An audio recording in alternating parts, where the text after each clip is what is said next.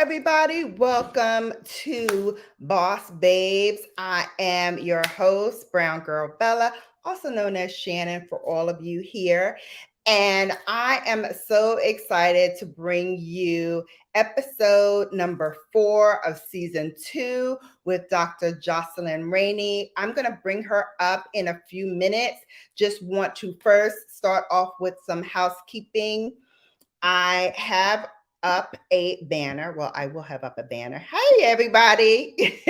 To ask questions, please place a lipstick emoji. You'll find them in your emoji section. Put that in front of your question, and that is how you will be identified. And I will say your name and say your question and address it to Dr. Rainey. Okay? All right. I want to say hello to everybody in here. I see Feminine Melanin is in here. Sylvie on the Go is in here. And there are some people who are, my cloud babies and my bush babies. They're in the clouds. They're in the bushes. They may pop out and say hello. But in case they don't, hi, how you doing? I'm Brown Girl Bella. Welcome in. And so I want to just give you guys just a little taste of the bio of Dr. Jocelynne Rainey and why she is a boss babe and why I invited her to this show. First of all, this has been a long time coming. I've been begging her for a couple of months now, and she finally gave in and said, yes, Shannon, I will do it. But Dr. Jocelynne Rainey is a seasoned executive with over 20 years of leadership experience in the nonprofit sector in New York City. Dr. Rainey joined Brooklyn Community Foundation in December of 2021 in an exciting moment of growth and opportunity for the foundation. As president and CEO, Dr. Rainey oversees and develops strategic initiatives, innovative programs, and community-centered philanthropic services that embody the foundation's deep commitment to racial justice while furthering its mission to spark lasting social change for a fair and just Brooklyn. Before joining the foundation, Dr. Rainey served as CEO and president of Getting Out and Staying Out, GOSO, which is a leading citywide non-for-profit serving justice-involved individuals. There, she oversaw programming which has helped more than 10,000 young men across education achieve emotional well-being and secure meaningful employment since its advent 16 years ago. GOSO's Innovative Workforce Development Program, GOSO Works, has placed hundreds of justice-involved young men in paid internships and permanent jobs in numerous growth industries in the New York City metropolitan area. Previously to that, Dr. Rainey was an executive vice president and chief administrative officer for the Brooklyn Navy Development Corporation, leading workforce development, administration, security, and human resource strategies for the organization. She established meaningful partnerships in order to connect underserved communities in Brooklyn with employment for disadvantaged populations. During her 8 years at BNYDC, Dr. Rainey increased workforce placements for formerly incarcerated individuals from 100 placements to over 500 placements, bringing the total number of placements up 20%. Prior to that, she was a human resources director for specialty food retailer Aga and Valentina. Dr. Rainey has also held senior positions at Independent Living Association, Home Depot, and Boar's Head. A graduate of Southern Connecticut State University, Dr. Rainey holds a master's in administration from Metropolitan College and a doctorate in leadership from St. John Fisher College. She is a member of the New York City Workforce Development Board, the Brooklyn Navy Yard Development Corporation Board. She is a trustee of Southern Connecticut State University's Foundation Board and a trustee of the New York College of Technology Foundation Board as well as the Mark Morris Dance Group Board, and is the recipient of several prestigious honors. She currently lives in Bed-Stuy, Brooklyn with her husband and is a mother to her 2 adult sons. Without further preamble, let's welcome to the stage Dr. Jocelynne Rainey. Hi. I'm so excited to be here. Thank you for having Thank you. me. I'm so excited to have you. Thank you so very much for coming. I know we have a few people in the chat group now. Usually, my team likes to come in. I call them my Bella Brigade. They like to putter in, as I'm going through. So don't be surprised if, they start jumping in and just saying hello to us. And hey, I see a sorority sister is in here. Hey, Karen. Hey, Karen. Hey, beauties. All right. So let's start with the first question. First of all, again, thank you so very much for appearing as part of this Brown Girl Bella Boss Babe series. You are truly a boss. As I was reading your accolades, oh my gosh, there's so much in there. But I want to go back to young Jocelynne. Where did you grow up? And, what was the path you first envisioned for yourself?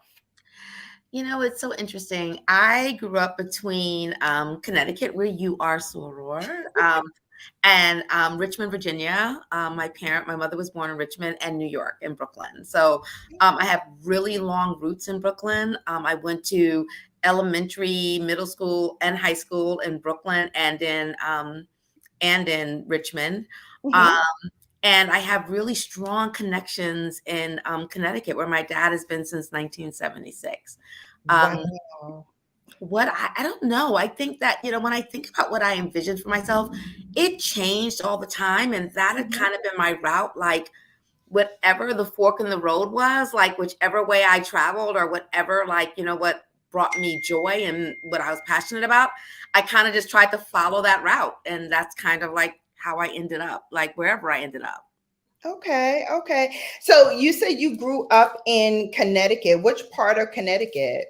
Hamden. So I grew up Okay. between Brooklyn, New York, Hamden, Mhm. Connecticut, and Richmond, Virginia. Okay, awesome. And when I first moved to Connecticut, I moved to Hamden. I'm a little bit of a stalker. I know you were Hamden, like, yep. So, my sisters went to Hamden High School. I graduated from Southern Connecticut, so I was Mhm. at Southern. So I have a long history. I went to elementary school in Hamden. I love Hamden. Yeah, yeah. So both of my kids, my daughter was 8 years younger than my son. So my son immediately went to Hamden High when we first moved there. Hmm.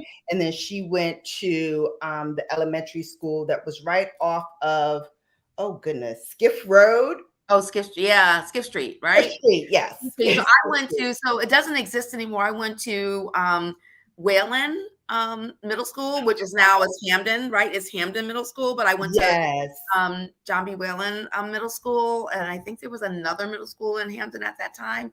And my sisters went to, I think, Bear Street, but they went to schools right around where your daughter went to school. Okay. Okay. So how many brothers and siblings do you have? So I'm the oldest of five girls. Yep, Oh wow. yep, five girls. Okay, so another thing we have in common, I have a half sister and I'm the oldest. Yep. So I So, have two half sisters. So I'm the eldest of. We have three. I have three sisters. I mhm, consider them all my sisters. And two half sisters. there you go. Awesome. That's so funny. We have our first question from Feminine Melanin University. Hey, Jada. She asked, with all that you do, have you thought about writing a book about your experiences and to motivate and inform others on how to make moves in their communities? That almost brought Wow, me great like an question. emotional have right? Like I have literally have thought about writing a book. Is something, it takes a lot of work. Just writing my dissertation took a lot of work. But I Mhm, do think that as a Black woman, I feel like it's our job to stand in the gap and talk about our journeys and how we got to where we got to. I mhm, think about like my journey. I went to a private, a public college. I went to a public, or not a public, but a program for working people for my master's degree. And Mhm. I always think about like how I want to tell my story to make sure that, you know what, other people who look like me know the path, and also like the struggles. And the older you get, the more you're like, I want to lean into the struggles I went through, right? Like you feel Mhm. like you're not doing enough if you're just like showing the highlights. Like it's also important to Exactly. show the lowlights as well, so that we all know the Exactly. route. So I've given a lot of thought to that. Thanks for asking. You're gonna make me feel like I want to do that. So thanks for asking that. Yeah, absolutely. That's on my bucket list of things to do because, especially in the last few years, I've had, a lot of challenges, Yeah. losing my child. And, Yeah. today is the second anniversary of that, which is why it's even more, I know. Don't get me to cry, but even more important for me to do this because my child's always been like my biggest champion, and she was the Yeah. reason why I did Brown Girl Bella in the first place. And Southern Connecticut really helped formulate who she was and how she was. And if it weren't for that experience, I think my child would have been, extremely sheltered. So I cried, I prayed, and I said, you know what, today we're going to do it for this one right here, because I know she would have been like, you got this, mom. You got this, mom. So, So Shannon, I feel like I needed to hear that, right? Because I tell people I sit on the board of Southern Connecticut State University's um, foundation, and Mhm. I sit on that board because I got so much from Southern, and I think so many people who look like me, look like your daughter, got so much from Southern, and it's an amazing institution, and I want to make sure that they understand why they're amazing, right? What they create, and that they're talking about the right things. So I'm glad that she felt that way, because Yeah. that's how I felt while I was at Southern. I felt like I Yeah. think it's like the best college, like Yeah. literally Like best she found college. her best friend in the world through Southern. That's They were beautiful. at I guess that 101 orientation that you guys do. Yes, And she saw another black girl and she was like, hey, you want to be friends? And the girl was like, yeah. And boom, they were friends. And I absolutely. was like, wow, because that was how I discovered my best friend. I had just moved to East New York, Brooklyn with my mom. I was pressing the elevator to go downstairs to get like more stuff to bring it upstairs. And we lived on the second floor, and my best friend lived down the hall. Mhm. And she was coming out to go to the garbage, and she saw me and she was like, you're moving in here? And I was like, yeah. She was like, you want to be my friend? I was I love that. like, yeah, okay. And that was it, right? That And was it. That's how we you made weren't going to friends. the garbage, you were going to the incinerator, right? Because only in Exactly. New York apartments do we have an incinerator. So we need to like, Oh, I right. love Only in New York would you like just run into somebody and be like, yeah, we gonna be friends. Okay, great. And we're still friends to this day. So it's perfect. amazing how that happens. And I love that. That's Black girl magic personified, right? Exactly. It is. Awesome, awesome. Oh, Jada says high five. Giving testimony of your journey and breakthroughs is essential. Try to associate an hour to yourself each day, getting your book together. I Okay. might ask for Jada's help because I need someone like I really want to do that. And yeah, so she's inspiring me. Exactly. And Jada, don't forget, you got to pick up the first book when she writes it. Actually, the second book, because I'm gonna pick up the first book. You pick up the second book. Yes, absolutely. Thank you so much, Feminine Melanin University, aka Miss Jada. All right. So, in the bio that I read for you, I did see how you pivoted from human resources director to now being president and CEO. Yeah. For those in the chat who may want to aspire to do that, can you briefly just break down some key steps you took in your career that Yeah. set you up for where you are today? I will say, like, the first thing I think about is one is that you know what, we should always remember that closed mouths don't get fed. You know, often as Black people, we think that we keep our heads down, we do our work, and people are going to see us. And what I've seen, especially in my career in human resources, is so many people that are like, I was overlooked. They didn't, you know, this role came up, they didn't come to me. And the truth is, no one is going to come to you, right? You have to go for what you want, and you have to understand where you want to be. Absolutely. You know, I started my career in operations and nonprofits. You know, again, like I said, I would look at, you know, the work that's being done and thinking about like where I want to be. I started my career in the 80s. In the 90s, I was part of an organization where there were a lot of opportunities for me to get development opportunities and networking opportunities. I took advantage of those. And with that, I started to realize that there's so much more out there that I could be doing in order to impact the world. And so I kind of like went from operations into human resources. I love human resources. I was working for a nonprofit where I was, again, in operations. I was running group homes. I was doing investigations. And then I started doing staff trainings. And I realized that like development and human resources was a real place, like the heart of an organization was there, where you could really help to move people, and you could really help. Or I think I was working towards diversity, inclusion, diversity, inclusion, and belonging long before those words existed. And thinking like in my role in human resources, I can make opportunities for people who look like me. And I worked in human resources for many years, eventually moved into the for-profit sector. I did human resources at Home Depot. I led human resources at Boar's Head. I loved Boar's Head. I had so many opportunities to really like, you know, grow and experience things that I had never experienced before. But what I was missing by the time I got to Agatha and Valentina, what I was missing was like that mission-driven work, right? Like doing work for and making opportunities for people who look like me. I think that I was many times sitting across the table from someone who looked like me, who was looking for a job, and I would see my husband or my father and say, this person looks like they have a lot of, you know, potential. I wish I could say to them, like, sit up straight. Like when you go to this interview, you need to say this, you need to say that. Right. But when you're in resources, you can't say that, because if you say that, then they can say, oh, they didn't hire me because you didn't.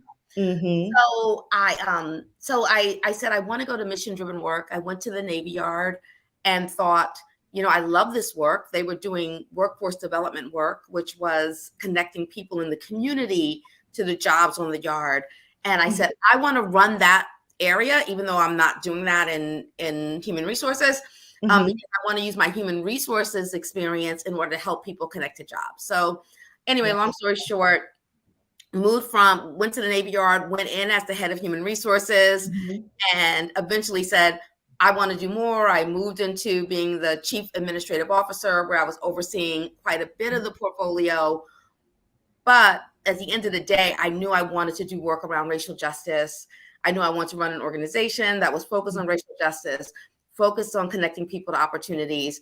And here I am now in my second CEO job, in a role that I love, like where I am leading work that is focused on you and my beloved Brooklyn. Like I love Brooklyn. I raised my kids here. I love Brooklyn, like deep in my soul. I love Brooklyn, and I know the potential of Brooklynites. Yeah. And then racial justice.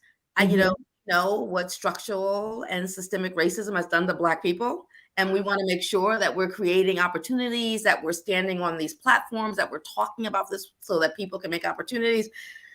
And philanthropy. We can all be philanthropists at any level. Like it's important. Like that's a power move, right? It's like absolutely different. It doesn't always have to be money.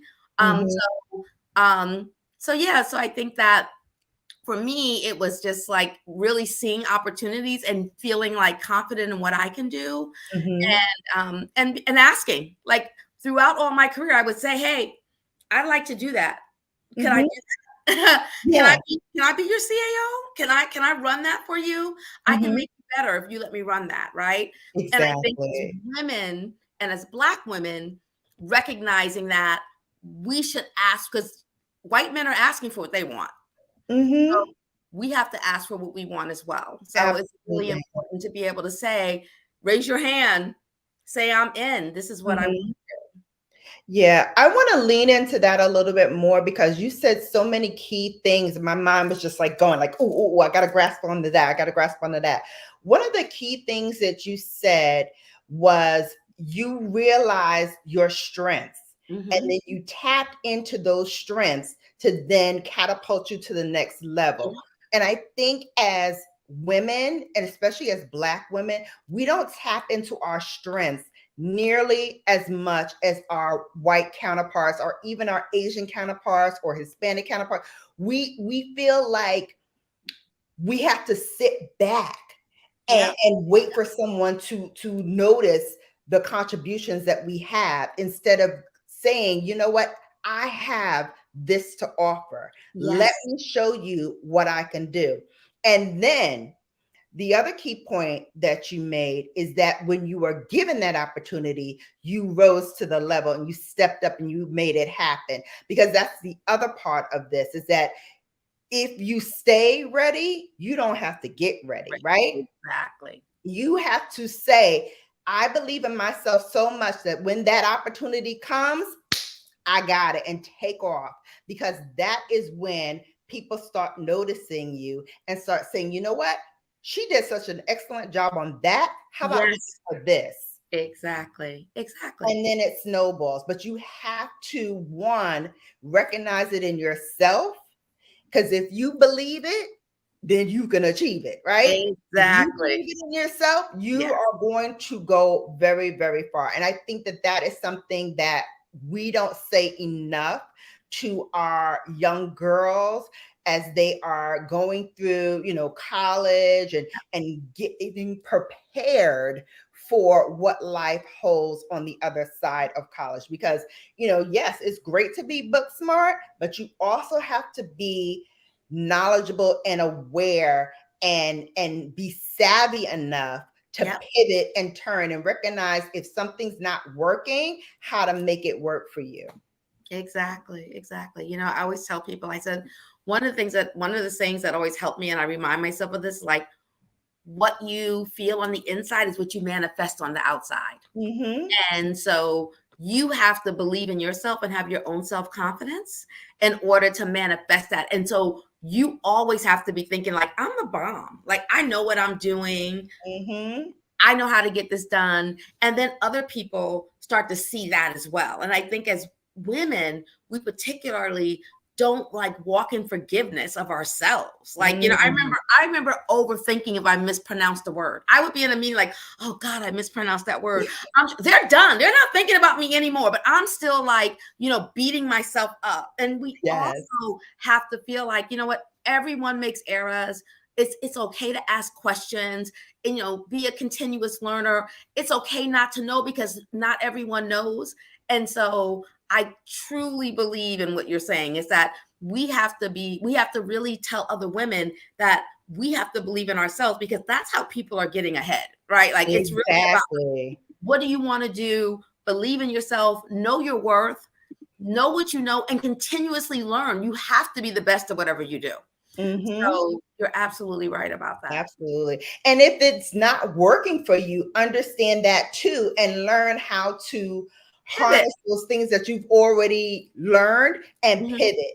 Take your passion points and then move it to something that's beneficial for you. That's how I did it with Brown Girl Bella. I felt very passionate about being able to educate women and girls and everyone about the importance of taking care of your skin, Mhm. about nourishing who you are from the inside out, because beauty is not just the makeup, the lashes, the whatever.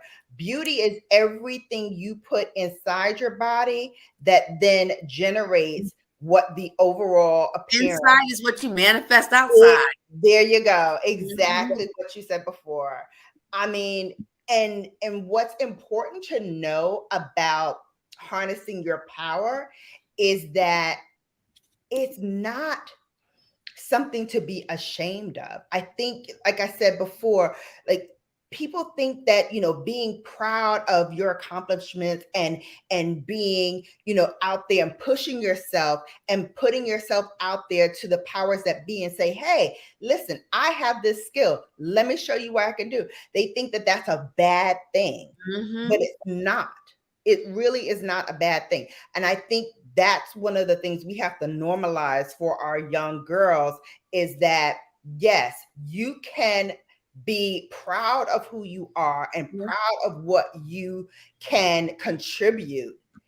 And it's not a bad thing. It's not a bad thing at all. I just saw Shonda Rhimes was just saying how women, we don't brag enough on ourselves, right? Like it's important to like be like proud of yourself. I always say like, I am my worst critic. Why can't I be my best fan? Like, why can't I be my best fan if I'm my worst critic, right? Like it's okay. We should absolutely talk about what we do and our accomplishments, because I remember when I was going for this role and I was looking at the announcement and I was like, oh my God, like, I don't know if I should be saying I was the architect of the workforce development program. But you know what I said? But I did that. Like, it's okay. Yeah. And that's how we have to think about our work. We have to talk about our work, talk about what we're passionate about out loud and like unafraid and, and support each other. Absolutely. Oh, this is a great statement that FMU said. Here it is. We are normal people concerned with being perfect with everything we do without noticing that other companies are not concerned with that. Exactly. Absolutely. Yeah, absolutely. She said Apple will drop an iPhone and worry about updates to fix issues as they go. Absolutely. Exactly. I love that. Many businesses subscribe to that same philosophy. Why don't we? Take a page from Apple, take a page from Google. Google makes updates all the time. Yep. And just like reinvent, keep going, like fix it. That's it. Exactly. I agree. I love that. I love that. All right. So I want to talk a little bit about what you are currently doing. And I love the work that you are doing with Brooklyn Community Foundation.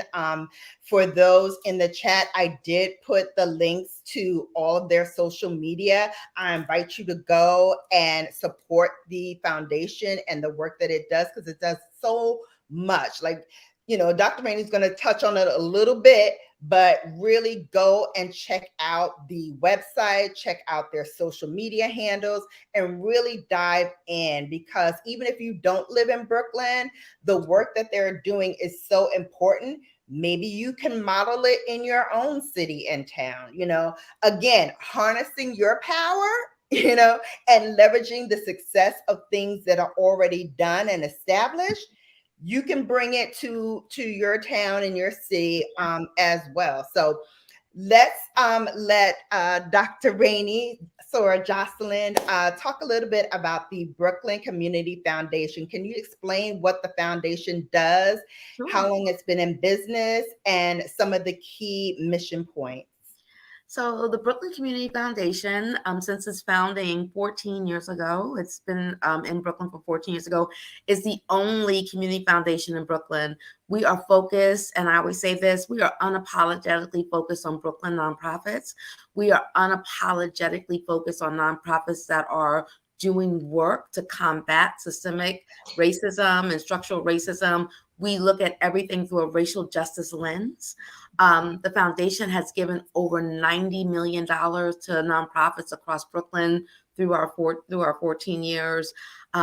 We are very focused on nonprofits that are led by BIPOC leaders, leaders of color. We know that those leaders are the ones that have the most difficulty in getting funding. They don't have the resources. It's often difficult when you're trying to run a nonprofit to get the funding that you need. And so what we do is we do this grant making through a participatory grant making process where people in the community actually make the decisions on where the grants should go. People who actually have the lived experience, people who know their communities, They decide where the grants should go, and we pay them to do that, right? Because we know you have to know what you don't know. You don't know everything, right? So you need to go to the people who are actually the experts to ask them. The foundation is an expert on nonprofits. We know the nonprofits. I invite you to join me on listening tours. I've been spending the last year and a half going into communities, listening to the people in communities to hear from them, like what is happening in their community, who should they be supporting. So so we are an amazing organization. I say that as someone who feels kind of new to it, that is like truly doing the work that should be done. And, we're thinking now about how we can support nonprofits that are not yet meeting our criteria. I do want to say for this group right here, we are currently working with the Clara and Josiah Foundation Social Justice Fund, where they're bringing $50 million into Brooklyn. They own the Nets. They are like thinking about Brooklyn. And we're working with them on the Just Brooklyn Prize. This is for any person who lives in Brooklyn who is doing work that is focused on racial justice. And this includes business owners, your neighbors, nonprofit leaders, other leaders in the community. So if you know anyone, you have until May 15th to nominate them on our website. And our website is brooklyncommunityfoundation.org. So please go look at our website. You will see the number of nonprofits that we support. You will see the prize there. You will see all the work that we do. So I ask you to please go there and see that and think about it. And again, I think philanthropy is for everyone. We can all give back, and there's so many different ways to do that. So if you're interested in being someone who helps us to decide on where our funding should go, reach out to me, you can reach out to the foundation. And if you know anyone who you think would be great for the prize, please get their name in before May 15th. Wonderful. All right, guys, we got a couple of days to make this happen. Feminine Melanin University says, so do not worry about being so perfect, because apparently people will look things over when you got the guts to keep going and keep doing. Okay, I love it. I love it. We had a couple of people that came in. Points Blank Experience, thank you for coming.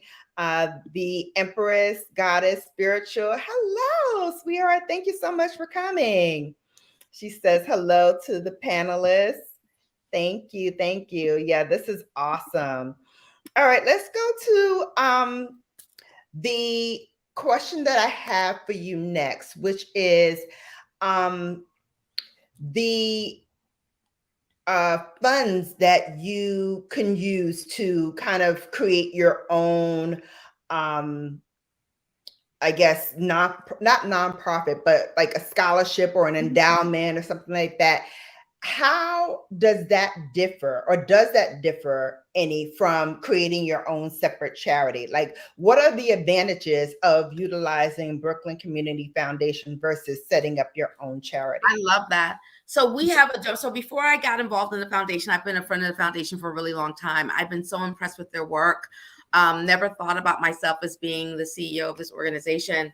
And so I just love the person who was before me and the work that they were doing. And one of the things that I wanted to do was to start a family scholarship that was focused on giving money to a young person who was away at college, who was Black or brown from Brooklyn, and thinking about like how they could have funding so they would be able to enjoy college the way that my children were able to enjoy college, right? And so my family scholarship is $250 a year, a month, to a college student who's away at school, for them to be able to do whatever they want, so that they can maybe travel home if they live far from the college, that they can, pledge a sorority or a fraternity if that's what they want to do, so they can, go out to eat with their friends. So we give this scholarship. And so the foundation makes it easy. It's our donor advised funds. We have scholarship funds as well. You can, put the money into that fund, and the foundation will make sure that that money gets to the person that the money is intended intended for. So I have a scholarship committee that makes a decision on who the scholarship actually goes to, but then the foundation manages all of the logistics of it, right? Like all the administrative stuff, and I have a link. There's a page for my family foundation. So I think that it's a great way to start to think about how you want to, what are your philanthropic goals? What do you want to do? So it could be a scholarship fund like what I have. It could be just a fund that you put aside, and then when you feel like giving money to a nonprofit, you can call the foundation, get there in your name. So it's thanks for asking that question, Shannon. Yeah. I love you. But that is a resource and a service that we have that I am really proud of. And it's a really low cost of 1%, but that 1% does not go back to the foundation as like cash. It goes to the nonprofits that we give funding to. So if you're doing something like that, you're also helping us to do the fundraising. I'm doing the grant making that we're doing in Brooklyn as well. That's wonderful. And it's a win-win situation because you're able to give back to, for me, it's giving back again, another way to give back to the town that has given me so much, gave me my birth. I was on a panel yesterday and, love my HBCUs, especially North Carolina.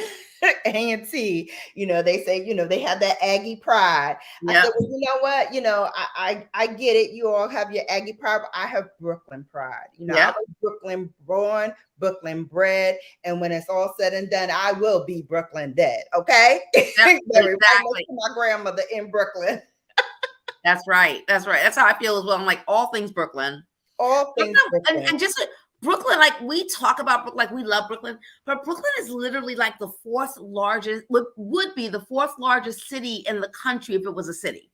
Like that's how huge. And Brooklyn the largest borough. So exactly. So when you think about like what is going on in the world, like if we take care of Brooklyn, we are literally like taking care of our whole country. Like Brooklyn is really, the way of Brooklyn is the way of the world to me. Absolutely. Absolutely. And even if you don't live in Brooklyn, there's so many ways that you can support this great, great city that I love, that Jocelynne loves. So really, I implore you to really check out the Brooklyn Community Foundation. Like I said, the links are in the description box below. I invite you guys to go and check it out. They do so much great work there. We're just tapping into, one slice of it, but, really take the time to look at it and see the amazing work that this foundation is doing. Okay.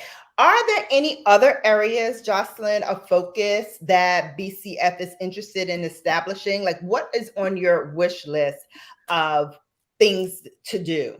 So I want to say first, the Melanin University that I want to, like, Detroit is also doing amazing things. So I love that you said Detroit. Like, I love Detroit. My son is spending a lot of time there as well. So yay.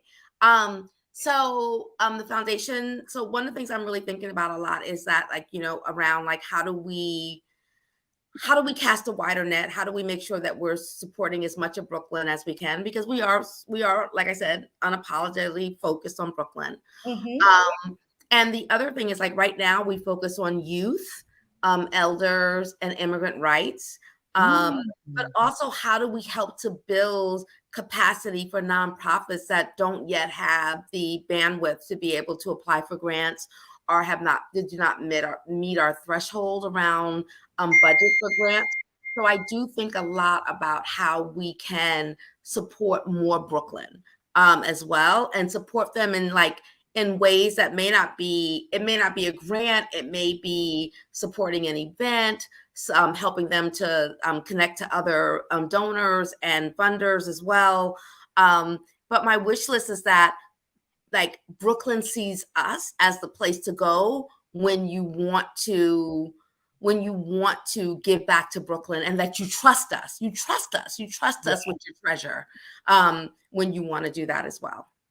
Absolutely, absolutely. Listen, there are so many other content creators in this chat, myself included, who are CEOs of their own business. Yeah. So, putting on your little CEO hat because you've had opportunities in multiple companies to be a CEO, what are three major things that you've discovered about this CEO role that you can impart to our to my babes here in the chat? I think so. Firstly, I want to say how much of a big fan I am of yours, because when you said you had to, I'm like, you don't have to chase me down. We just have to pick a date. Like, I was so happy to be doing this. So thank you for that, because I think you're amazing. Thank And you. and you work so hard, and I'm just so impressed. Like, I love following you. Um, I would say one is that I believe that, like, as leaders, we need to be clear about our priorities. When you're clear about your priorities, it helps you to really be able to focus on the work that you're doing. And I think that, it should not be any more than four priorities. For me, it's like me and my health, me personally, Jocelynne, then my family, which is like my husband and my two sons. Like, how do I make sure I'm spending time with them? And then, after that, it's like, my work. My work is how I'm able to afford everything else. And then my friends, right? And when you're clear about what your priorities are, it makes it easier for you to not overwhelm yourself, right? Because if I wake up and I'm like, if you ask me to hang out late at night on a Wednesday night, but I know I have to work out in the morning and I can't, I remember my first priority is me, right? So I would say Say it again for the people in the back, Jocelynne. clear, like, if I don't feel good and look good to myself, I'm not going to do that. Right. So that's so important. And then I'm like, if somebody says to me, like, do you want to go to this party? And my son is like, I want to go out to dinner with you. I know what my priorities are. So I think as women, sometimes we're not clear about our priorities. And I didn't get this until I was much older. I used to try to do everything and be everywhere. And I realized that, I wasn't being good enough to myself. So that's one. It's like, pick your four priorities and stick to them, and they'll help you to make the right decisions, right? Because if your friends are like, I want to hang out, but your boss is like, I need you to do this, you're gonna be like, oh, I'm gonna do this because I've got my job is my priority. Now it might be something else to someone else. That's me. Your priorities might be different, but whatever your priorities are, and my friends are so important to me. Women give me my girlfriends give me life, and they're like so good to me. Like, they're a priority. So if you're inviting me to some gala, but my friend needs me, I'm gonna be with my girl first, right? Like, that's There how it you works. go. So I would say priorities are important. The other thing is, like, that thing I talked about earlier, like, forgive yourself and move on. Like, stop questioning yourself. Like know that you're a boss. Like, feel comfortable in your boss. Like, I'm like, I got this. So I mispronounced a word. Oh well, that's over. Everyone does that every now and then. Yes. You know what? I didn't show up as my best self, or I didn't, like, let it go. And then move on. But how am I going to do something different next time so I can not have that moment of not feeling good? So, learn to forgive yourself. And I would say, what the other thing is, like, with work is like, and also think about, like, always be willing to, like, change and move. Be willing to like, be willing to, like, pivot, be willing to be flexible. There are things that I was like last year when I was a CEO somewhere else, 2 years ago, I would say, oh, I would never do that. And I'm like, why was I digging my heels in the sand for that? Like, that wasn't worth it. So, you have to be willing to pivot, to change, to be flexible, and always learn. If you're not at the top of your game on whatever you're doing, you're not going to be successful. So whatever it is that you're doing, love it and learn it. Like, love it and learn it and know it. Absolutely.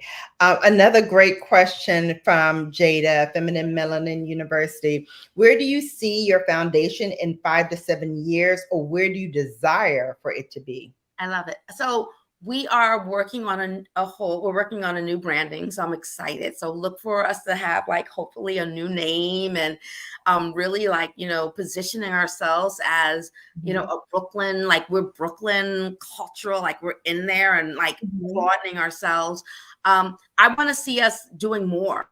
I think that, Brooklyn is a huge borough. There's so much more opportunity. I want to make sure that we're doing more. Today, we went on a tour with a nonprofit that was amazing all over Brooklyn and Queens.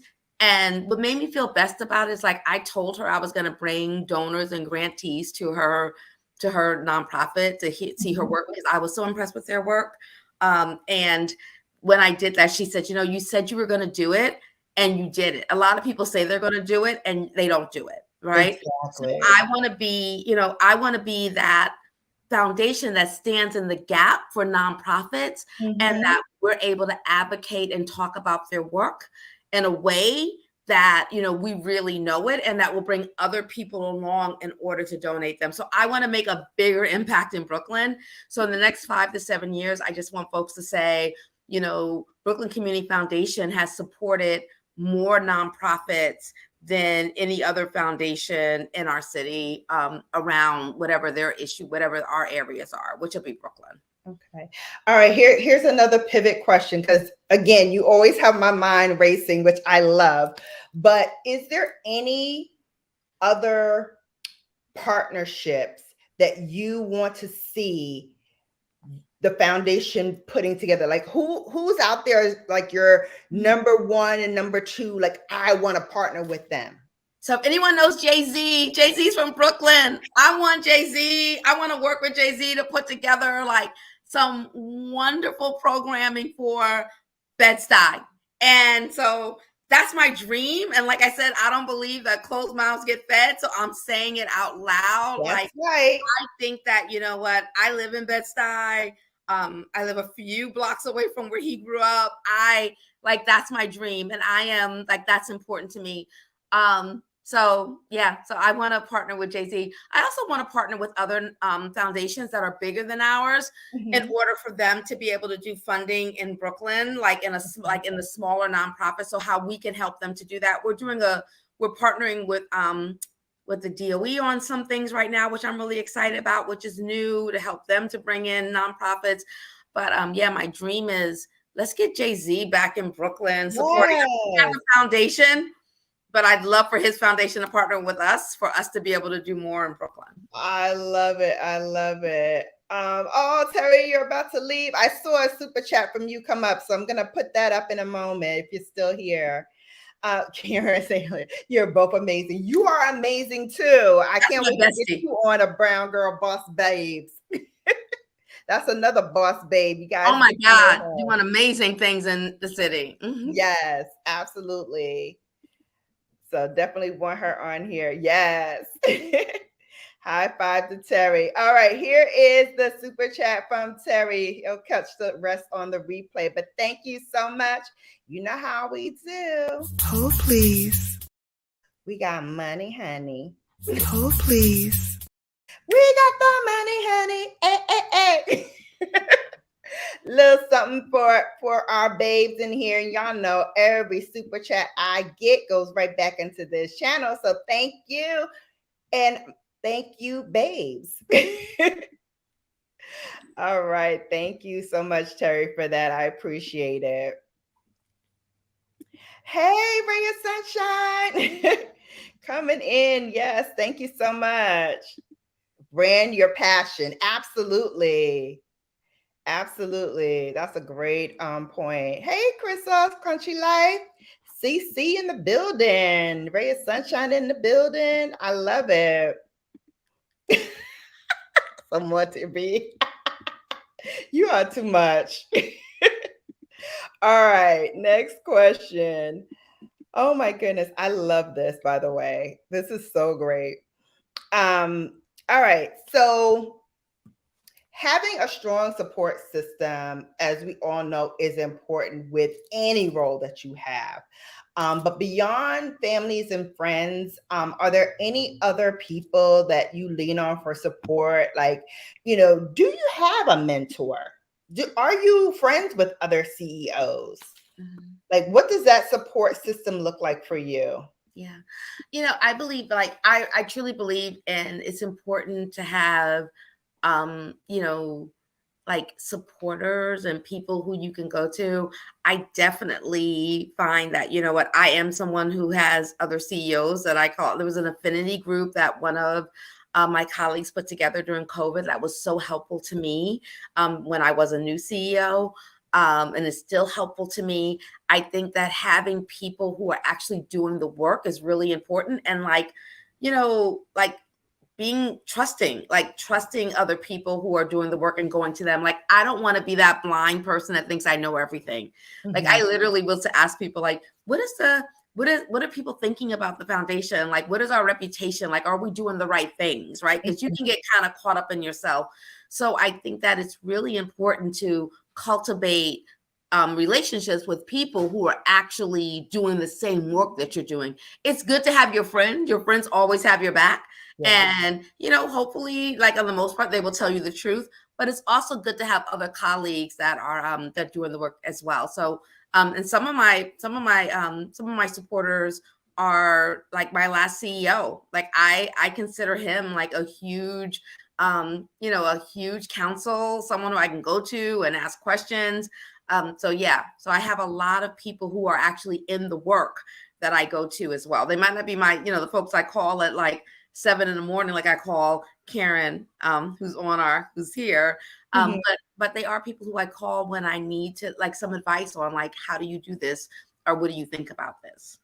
Absolutely, absolutely. It's so important, and I didn't realize how much it was needed. And even as a entrepreneur, like I lean in and lean on other entrepreneurs to kind of help me navigate this, because this is new uncharted territory for BrownGirlBella. Like, I knew what I wanted in my head, but putting it to practice. And then one of the things I will say, as a business and as a CEO, but on a much smaller scale than you, bow down, bow down.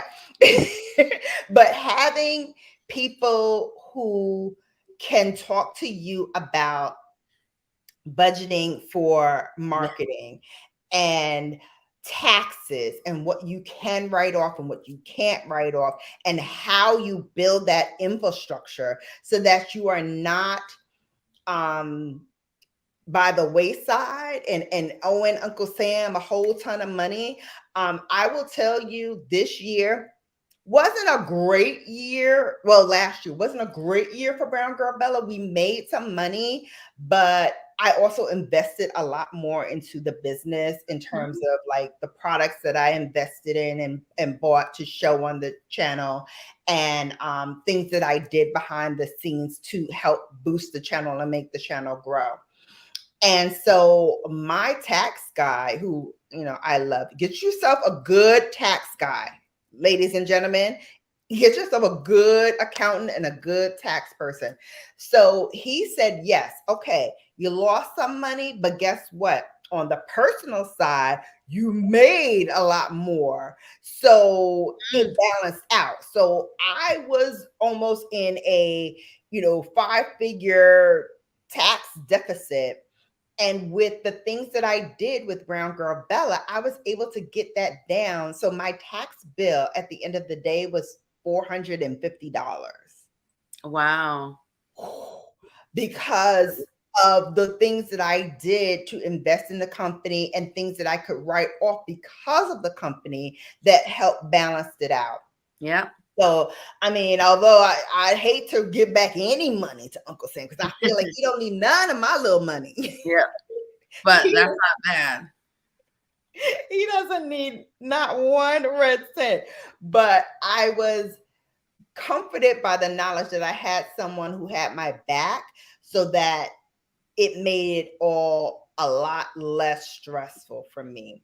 And so I know, magnified on your level, who are the people that you can kind of go to in your office that's like, okay, this is my resource for that, or and that's my resource for that, and this is my team.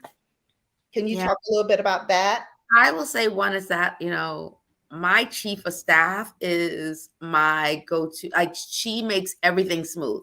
Like she would sit in a meeting and know like nothing would be missed on what we're supposed to do next. And it would be seamless to me. So having someone on your team that is like that has your back and make sure that things are actually executed, that you talk about, that knows how to execute is hugely important when you're in this role. And I didn't realize how important it was until I got to this role here at the Community Foundation. She is like amazing. And for me, it's also my development person, the person that does the donor engagement, that makes sure that I'm connecting with people. Because I mean, fundraising is my job. Like my primary role is to fundraise so I could do the work that we do. So having someone that is making sure that I am connecting to the right people, that I'm following up, that I can say I met, I can say, you know what, I was, I did a webinar with BrownGirlBella. Look at the webinar, tell me what you think. Who should we share it with? Know what we're supposed to do. So they're amazing. And my COO, who oversees all operations and finance internally, like those are all like key elements to the work that we do. So I tell people, I said, you cannot do this work unless you know the finances are straight, unless you have great communications. Like you need excellent communications. And a lot of people lose sight of that. They don't realize how much it is for people to see the work that you're doing. Like they actually have to see it and know that it's happening. And then to have someone who is like really good at donor engagement, knows the people, knows who to connect with, that's really important. Like that team makes it easy for me to do the work that I do. Absolutely. Absolutely. And I always say that you're only as strong as your foundation. So you have to have a good foundational support system that you can lean on and tap into when those challenges come. Can you tell me about a challenge that you maybe had in this role or previous ones and how you overcame it? Yeah, I think that there's always challenges. I feel like there's challenges every day. So it's always hard to think of a challenge.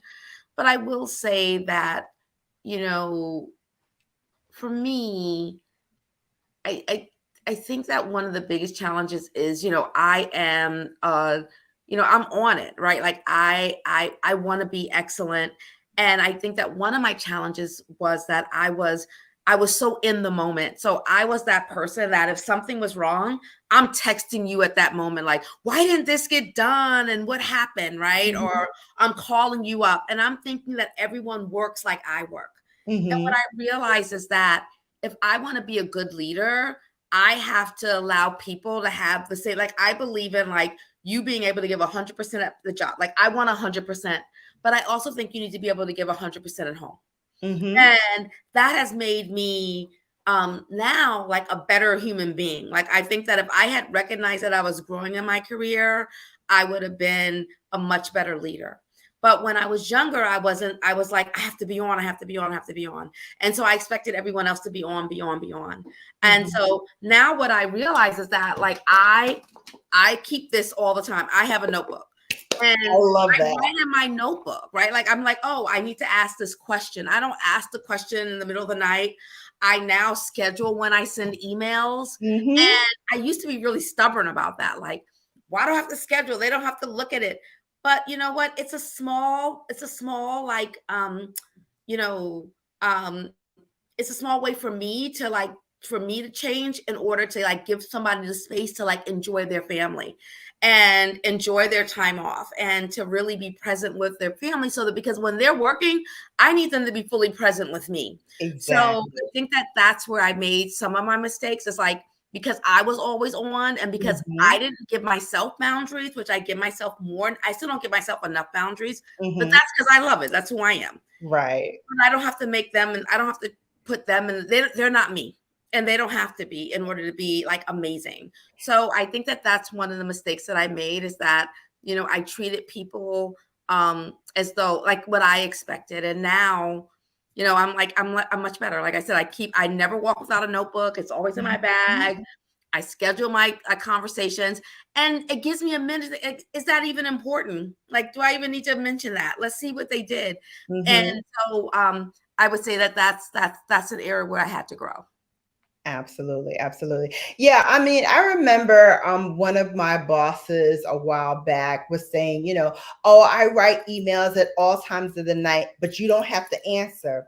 And my response to her is, it's in my nature. If you send me something and I Mhm. see it, I'm going to respond. Mhm. So yeah, you may not think, oh, I'm going to send you this in the middle of the night and you won't answer it. If I'm up and I see it, I'm going to answer it. Yeah. Yep. And that's why I said, so scheduling is a wonderful thing. And I will admit, or I just started scheduling. I was like your old boss, like, you don't have to answer. It just has to get out my mind. But actually, because it has to get out my mind at 5 a.m., why does it have to be? So I'm sometimes I still schedule for 8 a.m. Like, I want you to see it as soon as you walk in. Right. But I don't just send things anymore. It's okay.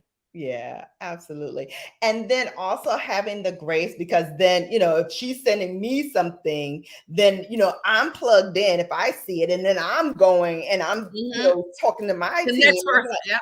Right. And then the buck passes over to them and they're like, all right, well, Shannon, like, I don't work like that. Like, I'm not up at, 2 o'clock in the morning, like looking at stuff. Yep. And even at 8 or 9 o'clock, I could be working on something else and I'm not plugged into Yep. that. So I have to, learn how to take a step back and understand how my teammates function so that I can work better with them while still getting what my boss needs done and what I need done in that system. Yep. Exactly. It's not easy. It's not easy. But if you master that technique, it makes your teammates go even further for you because they know when you do have that, and I usually put Exactly. like red flag alert. They know when I do that red flag alert, they know, okay, this is not a drill. This is a true fire emergency. She needs me to do Exactly. something. Yep. And so I use those sparingly so that when I do have to kick it in, they know, okay, this is not And a, then show up for you, right? They right. show up for you. This And is not, an regular occurrence. This is an abnormal thing.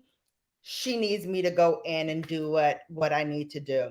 exactly. So Rhea Sunshine had a great question. She said, how do you select your team members?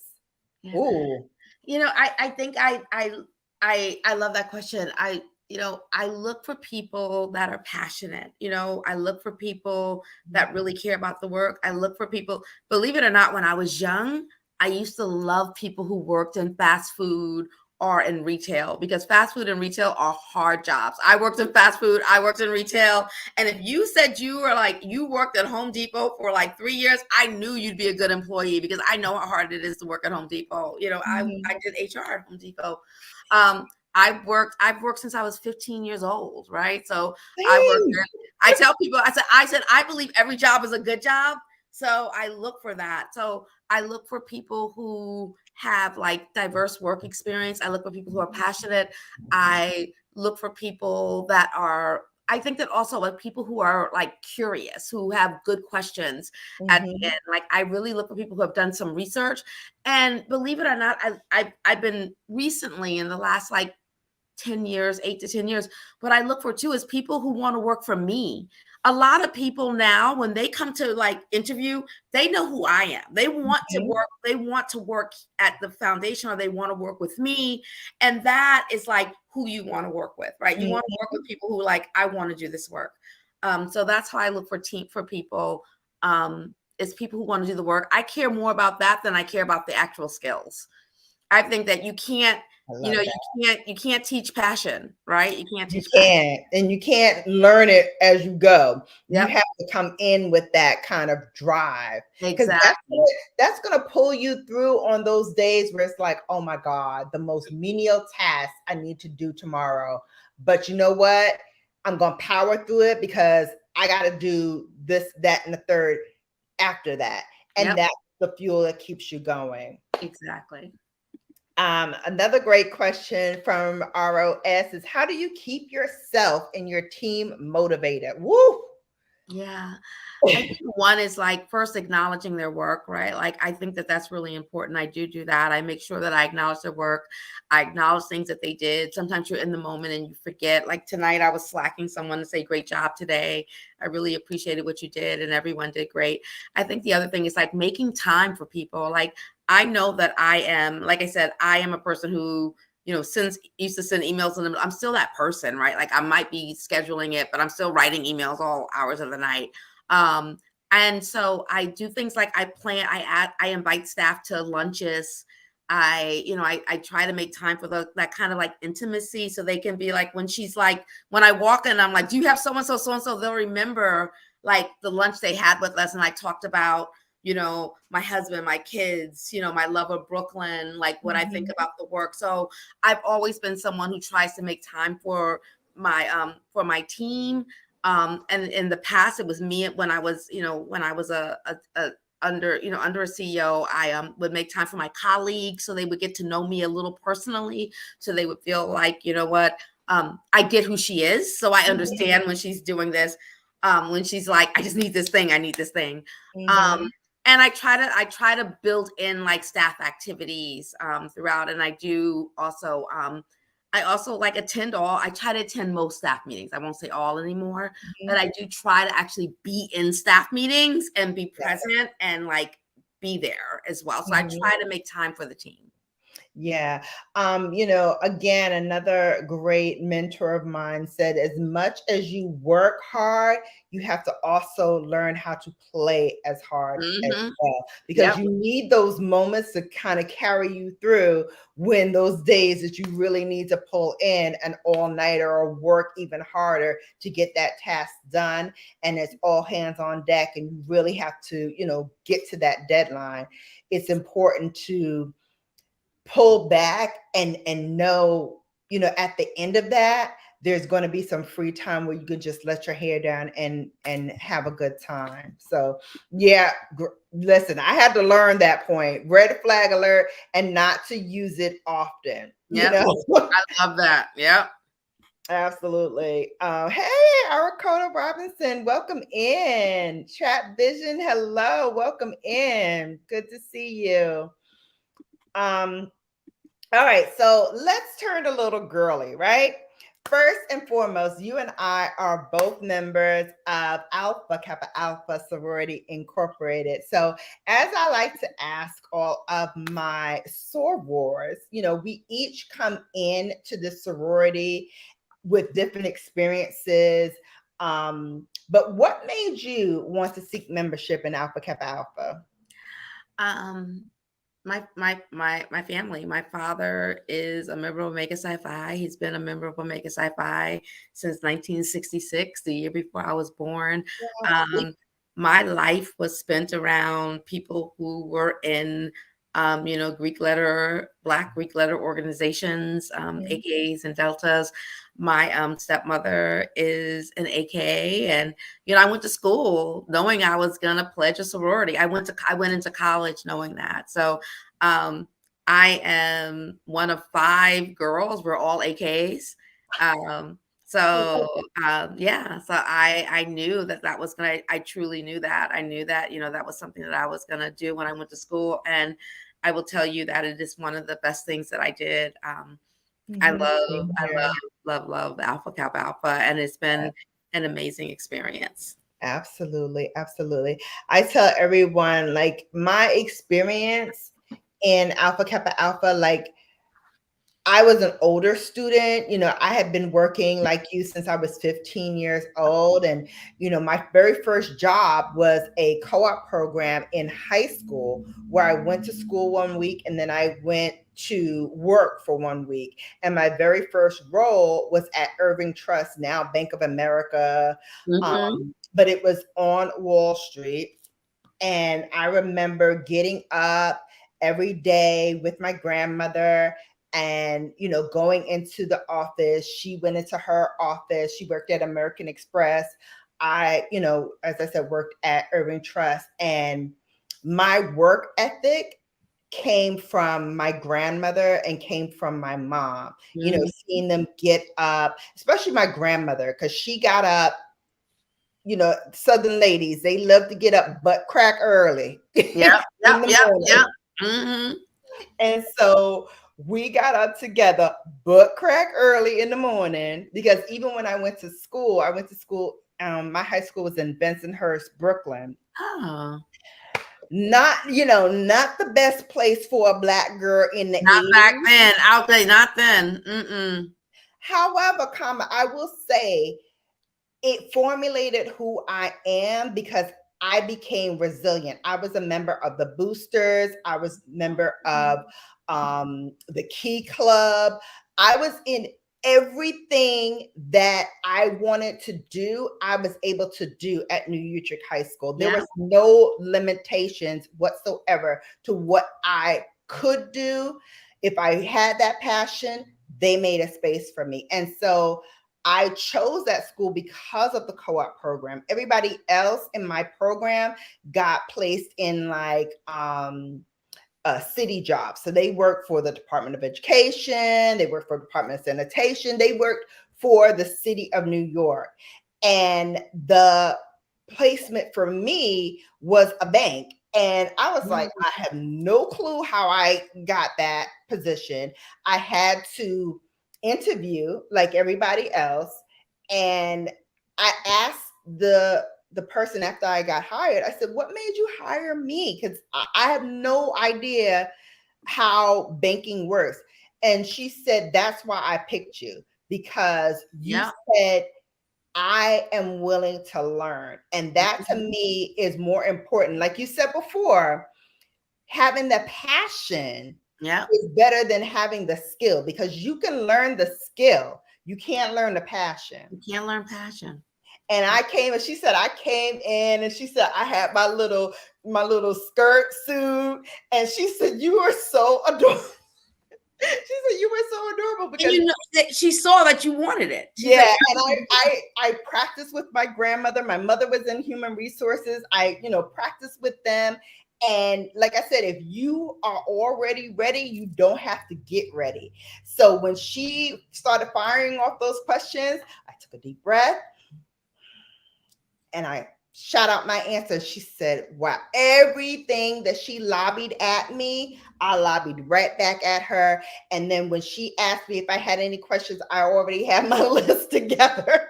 And she was like, I so enjoyed talking to you, because it seems like you really want to do your best work and show up as your most authentic self.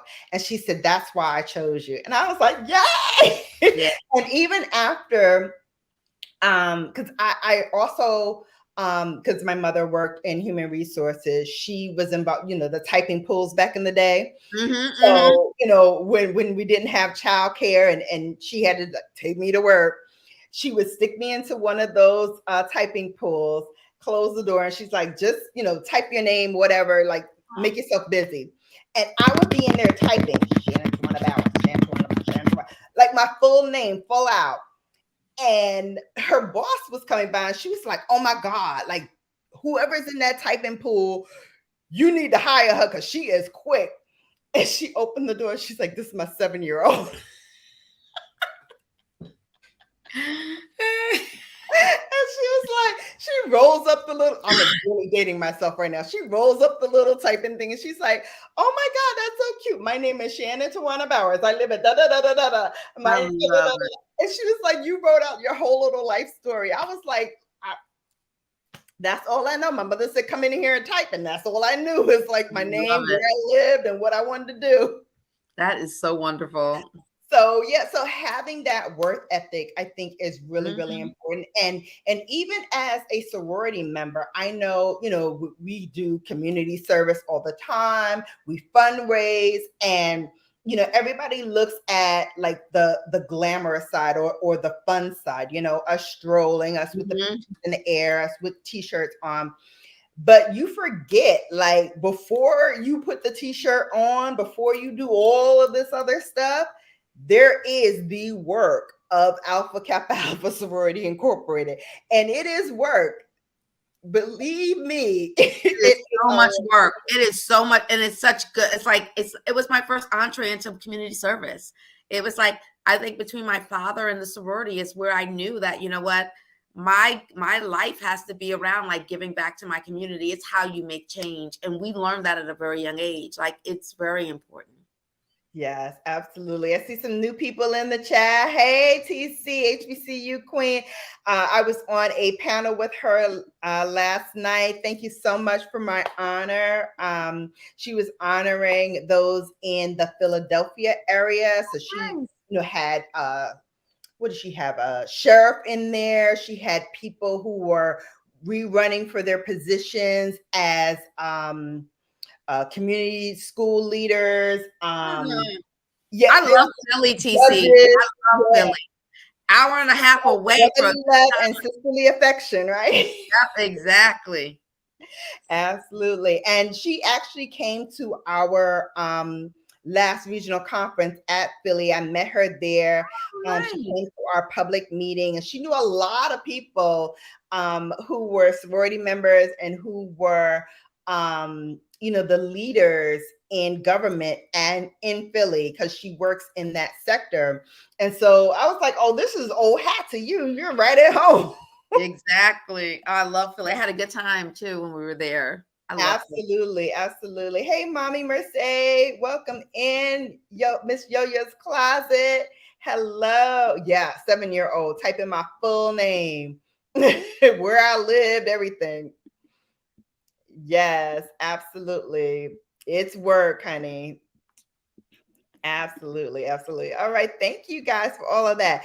All right. To wrap up, we know we talked about it a little bit, how important self-care is. So, what kind of things do you do to self-care? One is, I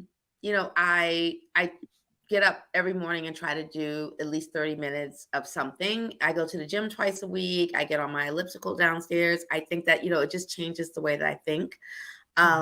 I meditate. I think of meditation as a tool. A lot of people talk about it in like a spiritual way. It really helps me be able to focus. It's a way for me to really like remember that I'm not what we think we're present in the world. But when you're meditating, you realize like, oh no, I'm like a million different things are going through my head, right? And I think meditation really helps me throughout my day, in my life, to really stay focused and stay present. I'm a real believer in like, intentional date nights and making time, with my husband, and being very intentional about that, and like, and doing that as well. And I try to read, and again, I just want to go back to like, my friends are like so important. Like, a lot of people will like say like, oh, they have friends, or they'll say they're busy. Like, even when I'm my busiest, I make time for my friends, because my friends really fill my heart. Like, I know people talk about that, and maybe we're all doing that, but like, I prioritize them. They are a priority to me, because they really keep me whole. And it's important to have people in your life who are like pouring into you, who are not your family, and it's not about work all the time. Absolutely, absolutely. I just recently celebrated my 27th anniversary on Cinco de Mayo. And so me and my line sister, we're 2 of 2. She's the one, I'm the 2. That's it. And so we always joke that we're each other's longest relationship. Oh. So I'm like, I've been with you longer than I've been with my husband, my boyfriends, everything. You're it for me, and I'm it for her. Yeah. So when she calls, I make time for her. I make space for her, because, she's busy in her career and what she's doing. I'm busy in my career and what she's doing. But if I call, she's going to answer. If she calls, I'm going to answer. And we make that time for each other, because we got CMB. And Shannon, people make time for what they want.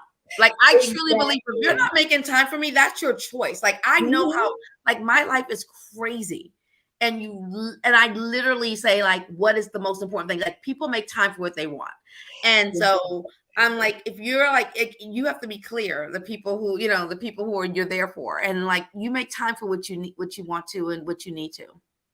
I love it. I love it. Oh my goodness. All right. And to wrap up, I want to ask you two more questions. So, first of all, we're both curly haired women, Mm-hmm. and your hair is always flourishing. It is always so beautiful. I love the blonde. Girl, you see my roots, girl. I need I'm to gonna get say, more. I'm going gray. I'm going gray in here, but yeah, I'm trying. I'm letting it I'm go. like, I had to go to my tax person, and on the way, my hairdresser is like on the way there. I got off the highway, went to her, and I was like, I know you just got from vacation and you got a million of things going, but when can we come in? Because we need to get grays done. We need to get we need to get our lives together. And so she was like, all right, I got time for you. So what products do you use for your hair? Yeah, I switch it up a lot. Right now, I've been using patterns. I like it. Like I thought it the first time I used it, I was ready to throw it away. By the Me second and too. third time, I was like, this stuff works. And it keeps it off. So I've been using both their detangler and the curl cream. And I'm so far I'm liking it quite a bit. So I use that right now. But I mix up like what I use, because your hair likes things sometimes and then it doesn't like things the other time. Absolutely. And I think also with us curly girls, like I suffer a lot from like the little fairy knots, which is why, I got to pull back today, because I'm like, I cannot with these fairy knots. They drive me insane. Yep, me too. Yep. So, detangling, is a chore. It's a mission to be a natural. It is not an easy feat to be natural. People think, I'm like, it is a lot. I'm ready. Listen, next time you see me, I will have twist in my hair. I'm going to go back to braids for a little while. And you look fabulous in those too. This is like, I'm ready to go back. Exactly. But in the corporate America, in the working world, sometimes, we have a little learning curve for those who do not have curly, coily hair, and our other counterparts that we work with who think maybe, it's an experiment what goes on in our hair, which, 9 times out of 10, they could be correct. It is an experiment. But how do you navigate those waters when people are like, giving you that look like, When I was at Agatha and Valentina, I remember another Black woman who worked with me said that this white gentleman said oh, Jocelyn's hair, I don't know why she wears it like that, like it's unprofessional. And I remember saying, like, what did you say to him? Like, you should have straightened him up, right?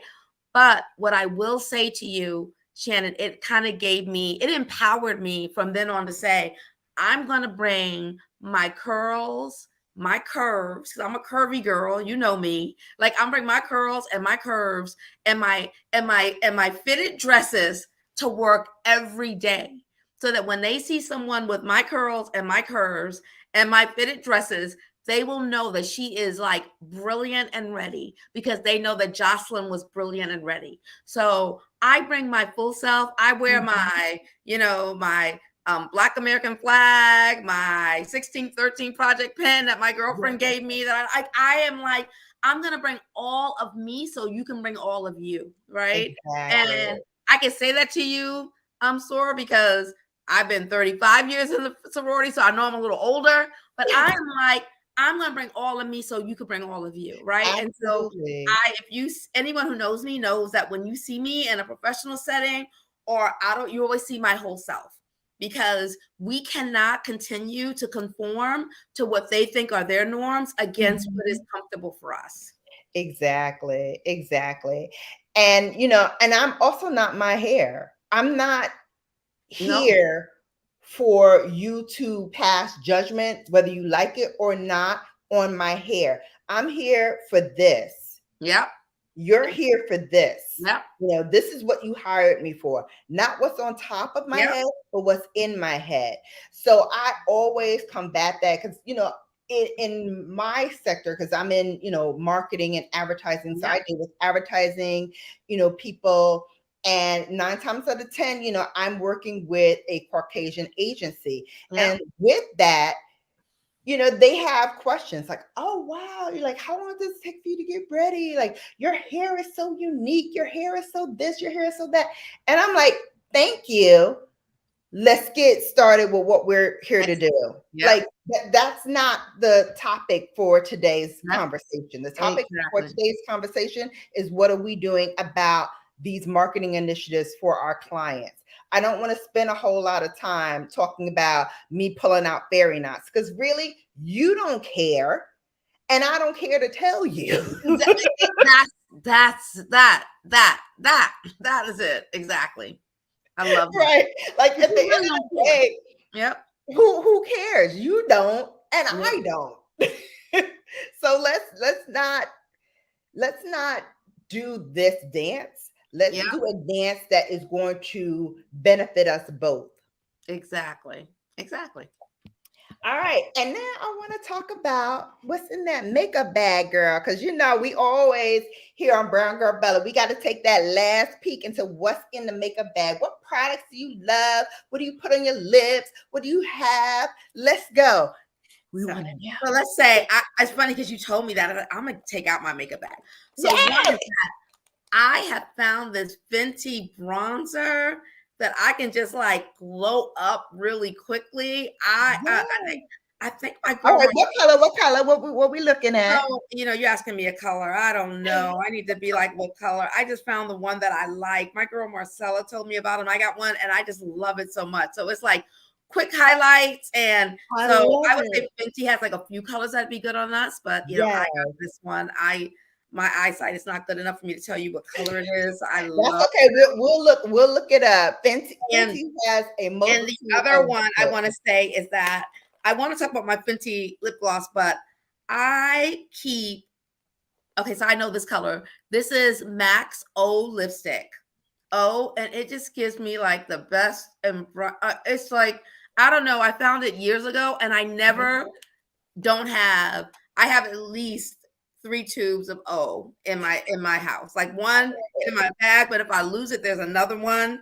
And so that, and I always keep a little thing of Vaseline, because that's my chapstick is Vaseline. Listen, you cannot be a Brooklyn girl without having Vaseline. I'm sorry, like that is a multitude of sins. That is my, so there is like, and there is also like amazing like Lancome mascara, but I usually, but those are my 3 things that I need. Or like, I need my Vaseline, I need my O, I need my bronzer. All amazing things that I keep in my bag to keep me looking good. Yes, Ray of Sunshine. You have to have a Fenty bronzer in there. I actually have, let me see, I have a stick of Fenty bronzer. Let's see what mine are. I have cinnamon. Oh, how come I cannot read mine? It's making me so mad. Because they wear off pretty easy. These are sticks that I've had for a while, but they're still like, I can still see it because my eyes are old too. And this is rum. Oh, I don't know. Mine is like, I think mine might be similar to that. That might be rum. They're like, they're the same, right? It does look similar. Honey, rum in the summertime, you can put it on your eyes. You can put it as a highlight. You can even put a little bit on your lips and then put your Vaseline on. I was thinking about that. Like, I have to try that next time. So this is like an all-purpose. This is wonderful. Yes. Listen, in the summertime, I am a minimalist. So I like to, use like 1 or 2 products to just get out the door and go. Yep. I do too. Summertime is all about keeping my skin good so I don't have to put on a lot of makeup. Exactly. Because like I said, if the skin is good, that's more than half the battle. You don't need to do much of anything else because you already have this beautiful skin to work with. If you have a beautiful canvas, everything else is gravy. Exactly. All right. Well, thank you so much, Jocelynne, for taking this space to talk with us. I know my babes really enjoyed you. Jada says, enjoyed and appreciate this video. High five. Ray now wants to go and think she could do a bronzer. Rum, yes, rum is really good. Really, really good. Thank you. Is there anything else you want to share with the babes before we let you go? I just want to say thanks for having me. I am so glad to be here with the babes, and you're awesome, and this was amazing, and thank you for inviting me to be on the show. I appreciate it. No problem. Thank you. Thank you. We enjoyed having you.